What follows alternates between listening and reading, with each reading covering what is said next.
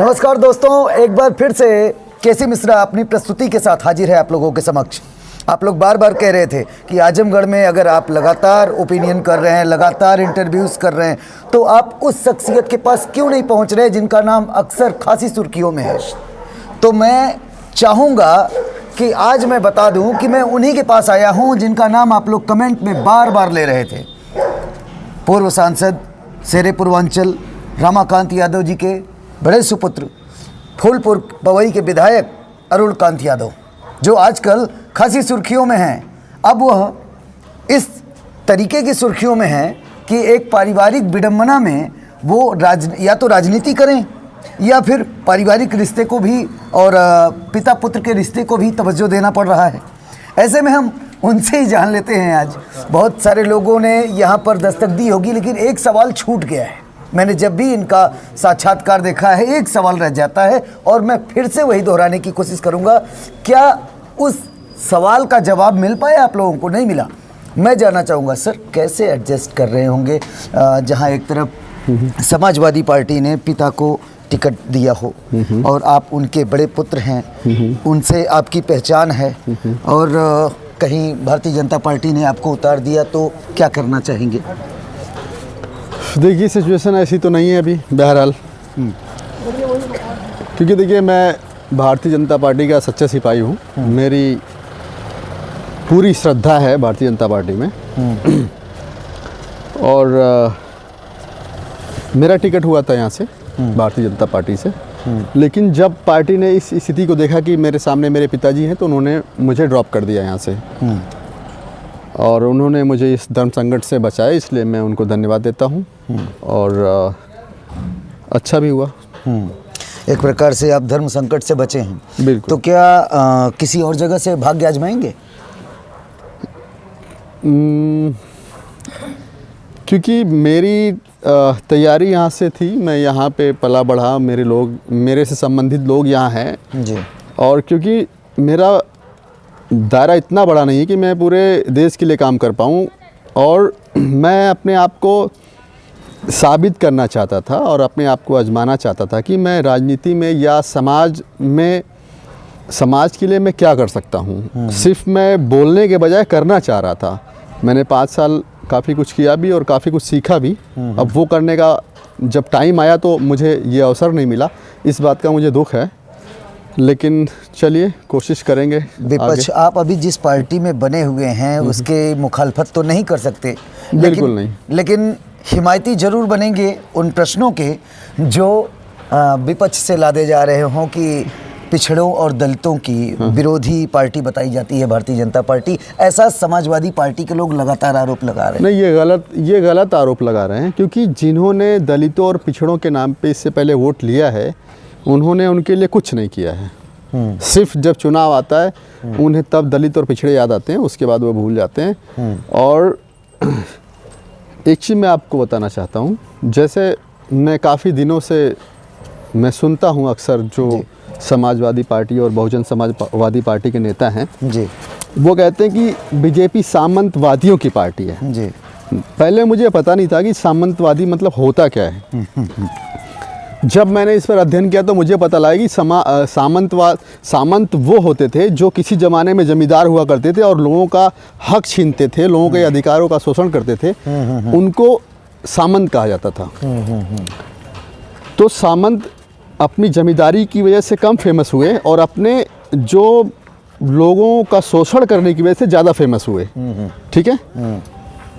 अब जो बहुजन समाज पार्टी के लोग हैं या समाजवादी पार्टी के लोग हैं, वो हमेशा सामंतवादी कहते हैं, लेकिन जो भी इस तरह का काम करे, मतलब उन्होंने ये साबित किया कि सामंतवादी विचारधारा जो है उसमें सिर्फ ठाकुर और ब्राह्मण लिप्त है, जबकि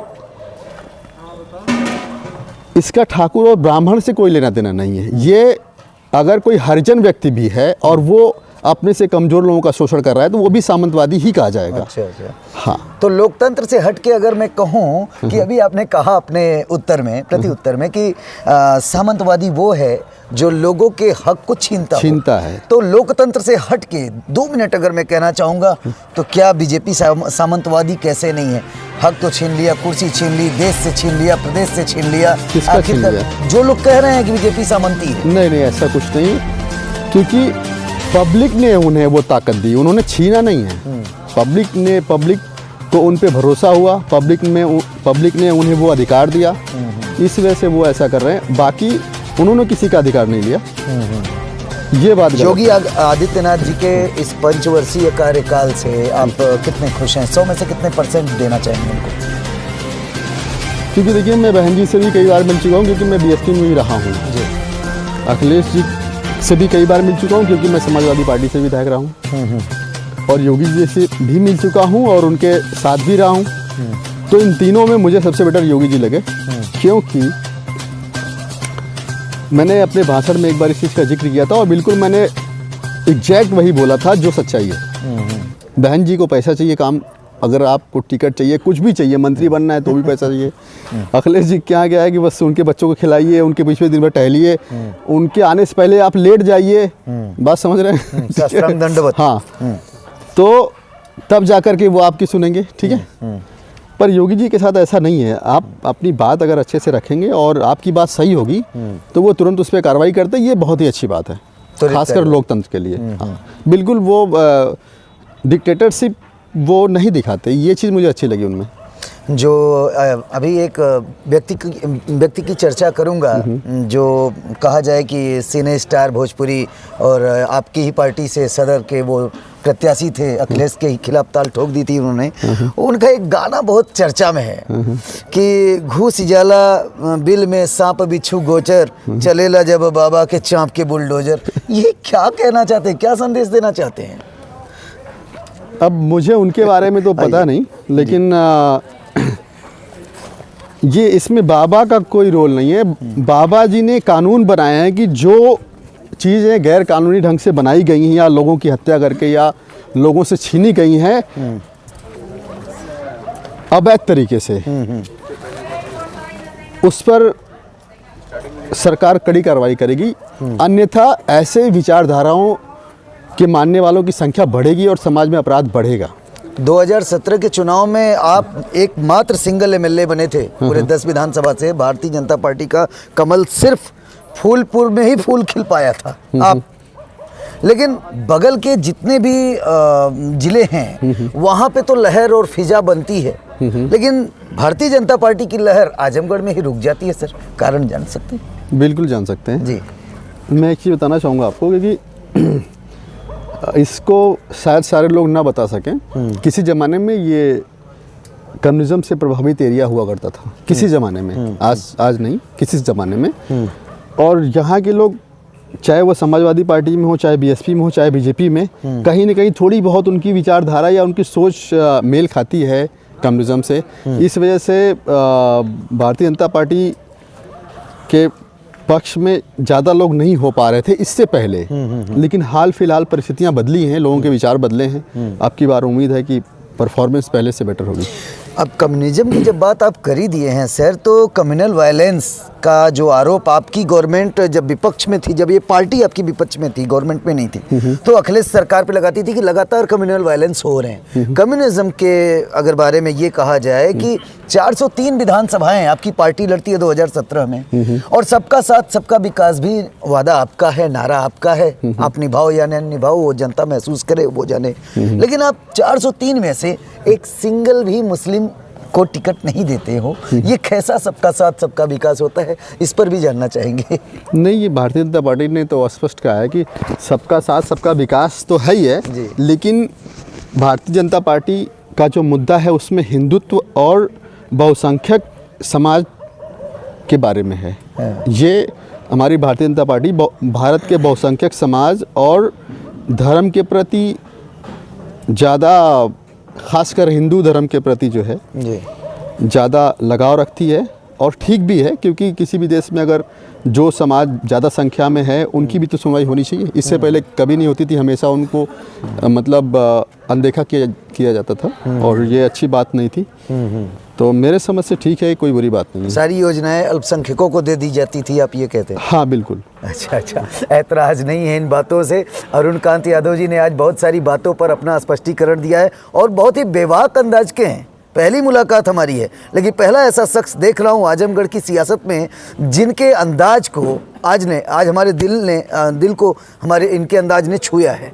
मैं तहे दिल से इनका शुक्रिया अदा करूँगा और आभार प्रकट करूँगा। लगातार हम इस इलेक्शन कैंपेनिंग के दौरान जो है आपसे मिलते रहेंगे और हमें जो हालात हैं, जो उत्तर प्रदेश में मुद्दे बताए जा रहे हैं विपक्ष की तरफ से, और सत्ता पक्ष भी इसे कहीं ना कहीं चुनौती मानता है कि बेरोजगारी बढ़ी है, महंगाई बढ़ी है, लोग रोजगार के अभाव में पलायन कर रहे हैं, या फिर जो कृषित युवा है मन स्थिति जिसकी वो है कि हम बाहर क्यों जाएं, हम कैपेबल यहाँ के लिए थे, काबिल यहाँ के लिए थे, या तो वो रोजगार के अभाव में अपनी आत्महत्या कर रहा है या तो पलायन कर रहा है। इस पर क्या कहना चाहेंगे आप? देखिए, सबसे पहले तो आप ये जानिए कि कोई आत्महत्या तो नहीं कर रहा है। हाँ, पलायन इसलिए कर रहे होंगे क्योंकि जो रोज़गार के अवसर हैं वो पंजाब, महाराष्ट्र, गुजरात, तमिलनाडु, केरला, आंध्र प्रदेश और पश्चिम बंगाल जैसे प्रदेशों में ज़्यादा हैं, क्योंकि ये कोस्टल एरिया हैं जहाँ से व्यापार आसानी से संभव है।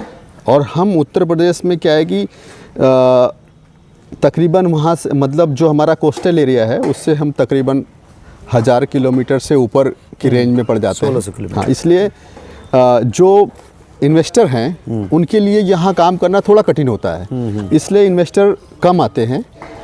और 99 जो 90 का दशक है उस दौरान मैं पहले कानपुर जाया करता था, तो मैं वहाँ पे देखता था कि 24 आवर्स जो कारखाने चला करते थे। और मुझे लगता है कि जिस तरह से गुजरात और अन्य प्रदेशों में कारखाने और बड़े पैमाने पर वहाँ वर्कर्स काम करते हैं, वही कंडीशन सेम कानपुर की थी। और जबकि वो ख़त्म हो गई आज की डेट में। और वो ख़त्म कैसे? क्योंकि जब बीच में सपा और बसपा की सरकारें आने लगी तो जो वहाँ पे बिजनेसमैन थे, जो वहाँ पे जिन्होंने अपनी पूंजी वहाँ लगा रखी थी, इन लोगों ने बैकडोर से उनसे इतने पैसे की डिमांड रखने लगे कि उनको अपना नुकसान दिखने लगा, इसलिए वो छोड़ के यहाँ से भाग गए, पलायन कर। हाँ, मैं ये आपको हकीकत बता रहा हूँ। और जो आप बेरोजगारी की बात कर रहे हैं लोग, क्योंकि यहाँ पर प्राइवेट सेक्टर डेवलप नहीं है, हमारे युवा खाली सरकारी नौकरी के चक्कर में बैठे हुए हैं। तो सरकारी नौकरी की जितनी जगह होगी उतनी ही लोगों को तो रोज़गार मिलेगा, बाकी लोग क्या करेंगे? नहीं, वो तो सरकारी नौकरियां हो गई, लेकिन रोजगार के जो साधन उपलब्ध कराने की बात योगी आदित्यनाथ जी बार बार कहते रहे। आपके इवन सांसद रवि किशन बार बार अपने इलेक्शन में कहते रहे कि मैं यहाँ फिल्म इंडस्ट्री लगाऊंगा, 50,000 लोगों को निरहुआ भी यही बात कहते रहे। तो ये सारे लोग आपकी पार्टी के हैं, तो आप लोगों का मिलना जुलना होता है, तो आप ये बात उनसे कभी पूछते भी हैं, यार उन 50,000 लोगों का उस इंडस्ट्री का क्या हुआ रवि जी जो गोरखपुर में खुलने वाली थी? देखिए, मुझे रवि किशन जी के बारे में तो इतना पता नहीं है, लेकिन मैं अपनी राय देना चाहता हूँ कि जब तक यहाँ पे प्राइवेट सेक्टर डेवलप नहीं होगा तो हम बड़े पैमाने पर लोगों को रोज़गार नहीं दे पाएंगे। और क्योंकि जो हमारे उत्तर प्रदेश के जो युवा हैं उनकी एक मानसिकता है कि हमें सरकारी नौकरी करनी है, जबकि सरकारी नौकरी आप करते हैं तो इससे देश के डेवलपमेंट में या उसकी इकॉनमी में कोई सहयोग आप नहीं करते हैं, बस आप। और दूसरी चीज़ क्या है कि जिस चीज़ का आप पैसा ले रहे हैं आप वहाँ परफॉर्मेंस भी तो नहीं कर रहे हैं। आप अगर देखेंगे जो हमारे सरकारी स्कूल हैं, सरकार की कोई कमी नहीं है, सरकार पूरा बजट दे रही है, आपको सैलरी दे रही है, पर आप परफॉर्मेंस क्यों नहीं कर रहे हो?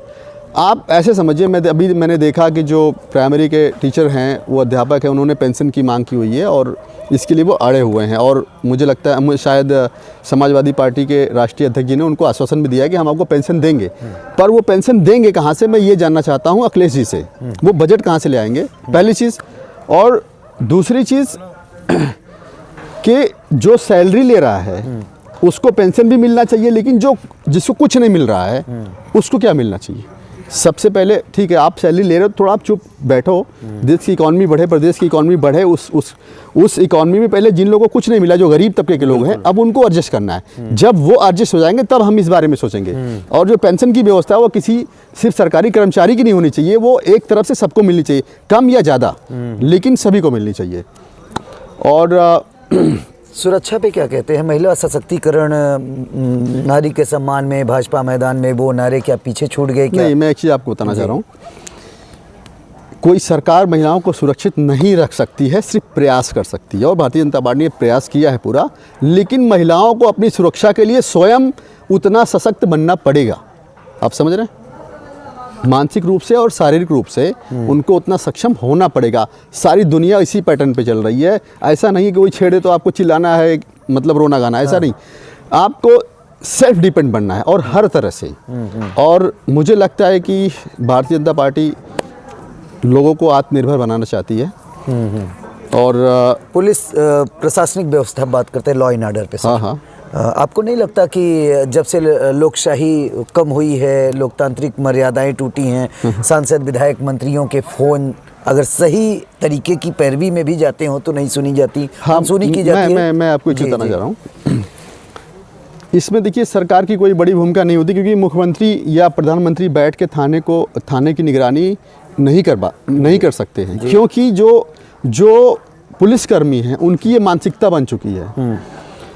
अगर भारत में सबसे करप्ट कोई डिपार्टमेंट है तो वो है पुलिस डिपार्टमेंट। क्योंकि उन्हें हमारी सुरक्षा के लिए वो डिपार्टमेंट बनाया गया है, जबकि हमें सबसे ज़्यादा डर उन्हीं से लगता है। पब्लिक को सबसे ज़्यादा डर अगर किसी से लगता है, पुलिस से लगता है। तो इसका मतलब कहीं ना कहीं गलत हो रहा है ना। लोग लाख सफाई दें कि हम बड़े ये हैं वो हैं, लेकिन मैंने आज तक कोई देखा नहीं कि कोई ऐसा हो जो घूस ना लेता हो, या अपने बिल्ले का, अपने रुतबे का गलत इस्तेमाल ना करता हो। मतलब कि आज विधायक जी ने भी मान लिया कि भ्रष्टाचार में कोई कमी नहीं आई है? नहीं जी, मैंने सरकार की भ्रष्टाचार, मैं पुलिस डिपार्टमेंट की बात कर रहा हूँ। डिपार्टमेंट की ही बात कर रहा हूँ। और मेरी बात सुनिए, इसमें सरकार की कोई भूमिका नहीं है। सरकार ने पूरी तरह से कोशिश करती है, लेकिन क्योंकि जो पुलिस डिपार्टमेंट है, इनकी मानसिकता बन चुकी कि हमें नौकरी करनी तो घूस लेना है, पैसा कमाना है, ये उनकी मानसिकता है। और ये तब खत्म होगी, ये सरकार नहीं खत्म कर पाएगी, जब हम आप चाहेंगे तब खत्म होगी। हम आप चाहेंगे तो मुकदमे लग जाएंगे सर? नहीं, हमारे आपके बच्चे ही पुलिस डिपार्टमेंट में जाएंगे। और जब उनकी मानसिकता, वो एक दिन का काम नहीं है कि आप एक दिन में बदल दोगे। ये जब तक हमारी जनरेशन के समझ में नहीं आएगा कि हमें ये नहीं करना चाहिए, तब तक वो नहीं खत्म होगा। अगर आप चाहो कि हम डरवा धमका कर लें तो वो चीज़ नहीं हो सकती ना। क्योंकि देखिए, आपके जो आपकी मानसिकता है, अगर आप मुझसे डरते या मैं आप पे दबाव बनाता हूं, तो आप तब तक नहीं करेंगे जब तक आप मेरे सामने हैं। लेकिन जैसे ही आप मेरे से आड़ में जाएंगे, आप वो काम करेंगे। इसलिए जब तक दिमाग नहीं चेंज होगा, सरकार कुछ नहीं कर सकती इसमें। बहुत ही ज़मीन का उम्दा अनुभव है विधायक जी को। मैं तो समझता था कि लोग जैसा बताते थे कि साक्षात्कार देते हैं, लेकिन आज जो ये संवाद कम्युनिकेशन देखने को मिला है ना, ऐसा संवाद कभी कभी देखने को मिलता है दोस्तों। फिर से इंतजार करिएगा विधायक जी को। और एक चीज़ मैं ये कहना चाहता हूँ आपसे, मैं कई बार देखता हूँ जो हमारे देश के युवा है या जो भी गरीब लोग हैं, वो कहते हैं महंगाई बढ़ गई, महंगाई बढ़ गई। महंगाई बढ़ने का जो तर्क है, जो उसका कारण है, उसको कोई नहीं जानना चाहता। जब तक आप उसको जानेंगे नहीं तो उसको ठीक कैसे करेंगे? आप समझ रहे हैं जी? महंगाई नहीं बढ़ रही है, पैसे का मूल्य छोटा हो गया। आप समझ रहे हैं? जो हमारी करेंसी है, जैसे जो चीज़ हम पहले 10 रुपये में खरीदते थे, ठीक है, अब जब पैसे का मूल्य छोटा हो गया तो हमको 15 रुपये की पड़ रही है। महंगाई नहीं बढ़ी है, हमारे पैसे का मूल्य छोटा हुआ है। और मूल्य इसीलिए छोटा हुआ है क्योंकि हम सिर्फ अपने जो प्राकृतिक संसाधन है उनका दोहन कर रहे हैं, और कोई भी इस तरह का प्रोडक्शन नहीं कर रहे हैं जो हमारी इकॉनमी में सपोर्ट करे। उसकी वजह यह है कि मैं सभी सरकारों की बात कर रहा हूँ कि मैंने देखा है कि जब कोई भी सरकार बनती है तो ज़्यादातर जो उनको काम सौंपा जाता है, जिन लोगों को, उनको उस सेक्टर का कोई अनुभव नहीं होता है। अब ये आरोप नहीं है मेरा, मैं सभी सरकारों की परफॉर्मेंस पे बोल रहा हूँ जी, चाहे वो कांग्रेस रही, कोई भी सरकार रही हो जी। लेकिन आदरणीय योगी जी ने एक्सपेरिमेंट किया है, मतलब कोशिश की है। अब कितना उन्होंने उसमें सफल रहे इसका तो मुझे अंदाज़ा नहीं है, लेकिन उन्होंने कोशिश की है। मैं इसलिए उनको धन्यवाद देता हूँ कि उन्होंने कुछ बदलने की कोशिश की। एक उत्तर शॉर्टली दीजिएगा, वक्त का अभाव, शायद आपको भी कहीं जाना है। आप चाहेंगे कि फिर से आई हैं योगी जी, आएंगे फिर योगी जी, ऐसा हो कुछ? क्या क्या क्या क्या कहा आपने, फिर से बोलिए। आप ऐसा चाहेंगे, कामना करेंगे कि फिर से आएंगे योगी जी? 100%, क्योंकि मुझे उम्मीद है कि अगर योगी जी आएंगे तो ज़रूर बदलाव होगा, क्योंकि 5 साल में काफ़ी कुछ बदला है, आगे भी बदलेगा।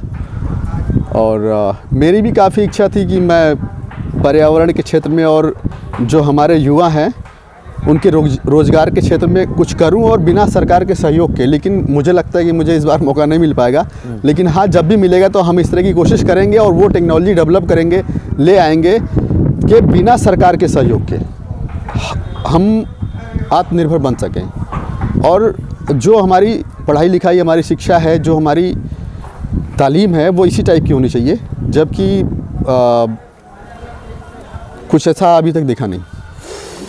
तो आप लोगों ने सुना होगा, एक बेहतर विचार, बेहतर सरकार के बेहतर विधायक, ये ज़मीन से बिल्कुल, बोलते हैं ना कि चल के आना, और एक होता है कि हवाई आसमानी ख्वाब में जो सपने ख्वाब देखते हैं लोग, तो उसमें अंतर है। विधायक जी को हमको लगता है कि ज़मीनी हकीकत का बहुत लाजवाब अनुभव है, और वो इस संवाद में सामने आ गया।